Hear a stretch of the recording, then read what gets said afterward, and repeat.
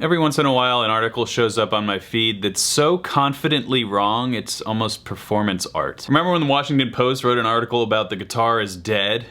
Well, I think they're still alive. Wait, were they ever alive? Yeah, we're good. Yeah, I'm alive. Maybe that article had a point. What about any Watch Mojo list regarding guitar? Those are some of the most popular videos I ever made reacting to those ridiculous lists. Literally any Rolling Stone article about guitar that comes out is usually pretty laughable. Well, another one of these vaunted lists is out there in the ether making its rounds across social media, and it showed up enough times across my algorithm that I thought it would be worth taking some time to look into. This is 7 overrated rock guitarists who don't belong in the greatest conversation. Written by a guy named John from a website called Society of Rock. Sounds like a secret club where the dress code requires 90% body coverage in black leather and the password to get in is Power cord. every gathering ends with some guy getting mad and storming out yelling, Real rock died with Bon Scott. and let's be honest, as a guitarist I was hoping the Society of Rock would have tabs, gear reviews, or at least a tone breakdown somewhere. But nah, it's more like TMZ for boomers with Les Pauls. I did not come here to read about some guy in the 70s who stubbed his toe on a wah pedal. Call me when this site has changed its name to Cult of Shred or Federation of Face Melting Solos, something cool like that. Then I'll join. And as you can see, this is a spicy headline, written with all the nuance of a YouTube comment from 2015. So today I'll be reacting to this article with the proper amount of grace, humility, and deeply passive-aggressive sarcasm.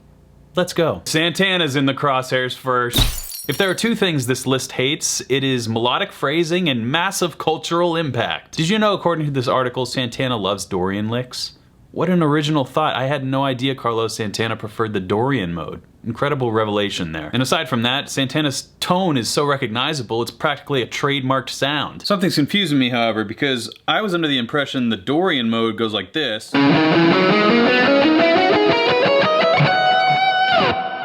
But the most famous Santana guitar riff arguably goes like this.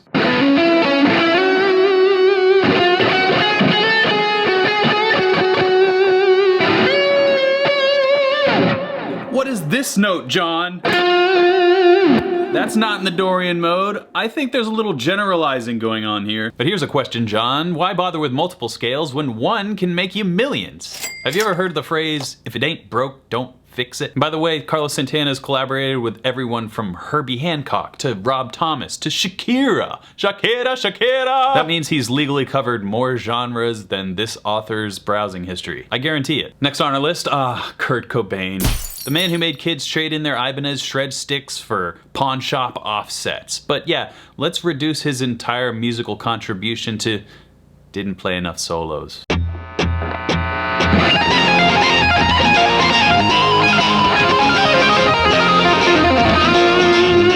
According to this article, if Kurt had just added some sweep picking into his songs, we could have avoided decades of emotional self-awareness.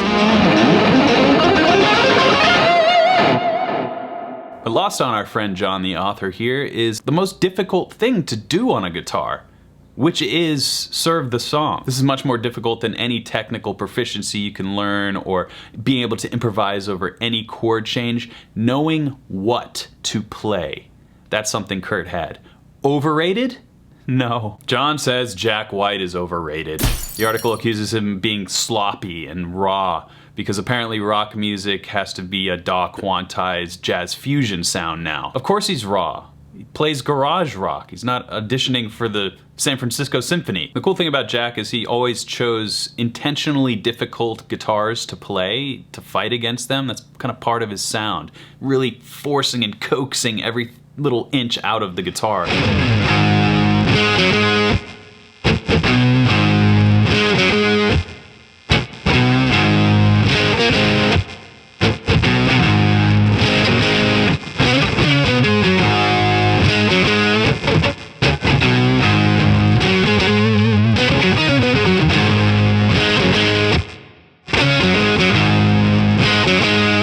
He once played a guitar made out of a Coke bottle, a board, and a single string. Because virtuosity is not just miming gent drop B riffs.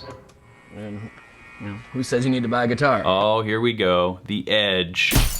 He's getting roasted for using delay. Why don't we just have chefs stop using seasoning on our food? How about that? But moreover, the delay is the edge. That is his voice. It's not an effect. It's an entire thing, man. I'm sure if the author Johnny Boy owned an Electro-Harmonix Memory Man in 1984, he too would have understand the glory of this sound. The key for this is to find your dotted eighth note delay.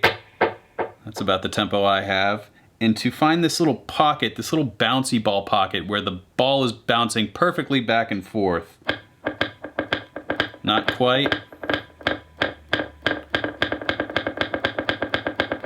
There it is. Sounds like a bouncy ball going perfectly back and forth between one wall and another. And if you get out of tempo, it will not sound like that. This is the tempo you want to do your eighth notes, whatever scale or notes you want to choose.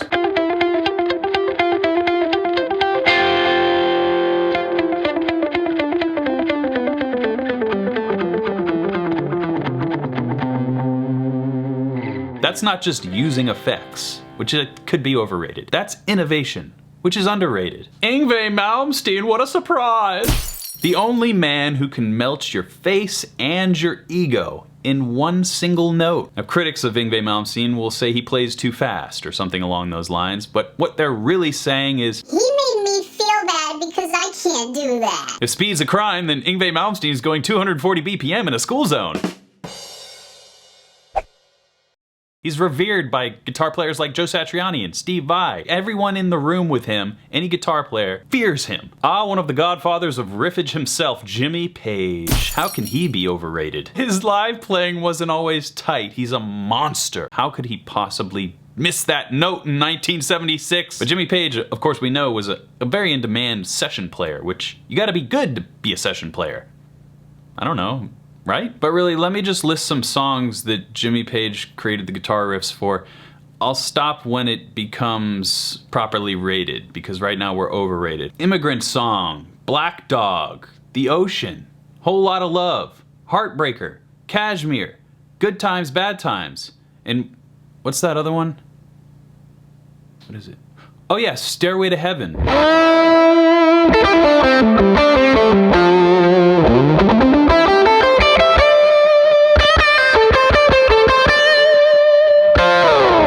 Last on our article list here, Slash.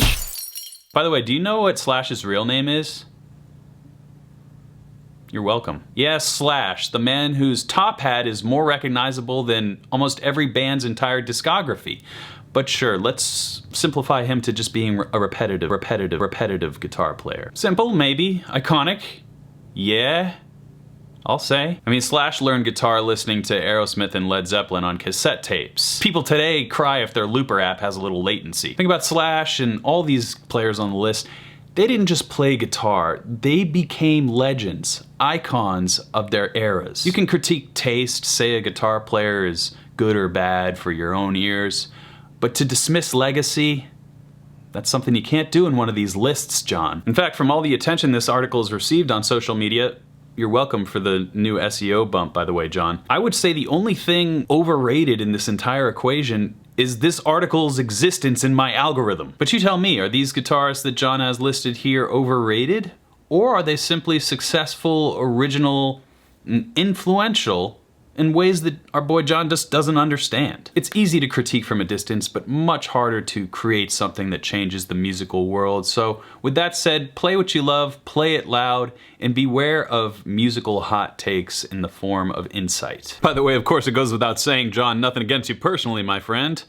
Unless you are like a chat AI that doesn't actually have any feelings, pumping out horrible content for clickbait, then no apology.